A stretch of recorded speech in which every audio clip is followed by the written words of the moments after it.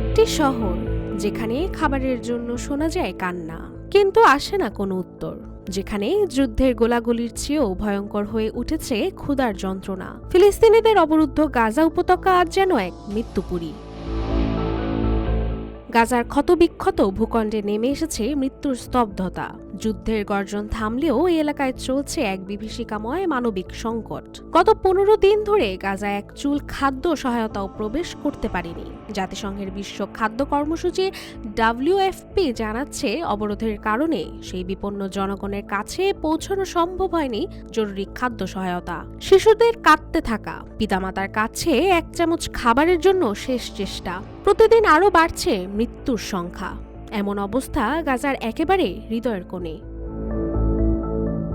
গেল সোমবার কাতার ভিত্তিক সংবাদ মাধ্যম আল জাজিরার এক প্রতিবেদনে উঠে আসে গাজার ভয়াবহ পরিস্থিতির চিত্র। প্রতিবেদনে বলা হয়েছে, 2 মার্চের পর থেকে গাজায় কোনো খাদ্য সহায়তা প্রবেশ করেনি। WFP জানিয়েছে, গাজার সব সীমান্ত ক্রসিং বন্ধ থাকায় খাদ্য, ঔষধ এবং অন্যান্য প্রয়োজনীয় সামগ্রী প্রবেশ করতে পারছে না। এতে করে 17 মার্চ পর্যন্ত টানা 15 দিন ধরে কোনো খাদ্য পৌঁছেনি গাজার মানুষের কাছে।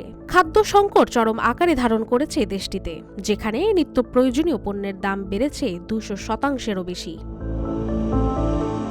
বিশ্লেষকরা বলছেন, গাজায় খাদ্যের জন্য হাহাকার চলছে। ক্ষুধার যন্ত্রণায় ছটফট করছে শিশু থেকে বৃদ্ধ সবাই। চিকিৎসা না পেয়ে ধুকে ধুকে মরছে আহতরা। জাতিসংঘ বিভিন্ন আন্তর্জাতিক সংস্থা ইসরায়েলের প্রতি অবরোধ তুলে নেওয়ার আহ্বান জানালেও এখন পর্যন্ত কোনো সমাধানের ইঙ্গিত পাওয়া যায়নি। উল্লেখ্য, 7 অক্টোবর 2023 সালে হামাসের হামলার পর থেকে ইসরায়েল গাজায় অব্যাহত সামরিক অভিযান চালিয়ে যাচ্ছে। হামাস পরিচালিত গাজার স্বাস্থ্য মন্ত্রণালয়ের তথ্য অনুসারে ইসরায়েলি হামলায় এখন পর্যন্ত 48,500-এরও বেশি ফিলিস্তিনি নিহত হয়েছে, যাদের মধ্যে উল্লেখযোগ্য সংখ্যক নারী ও শিশু।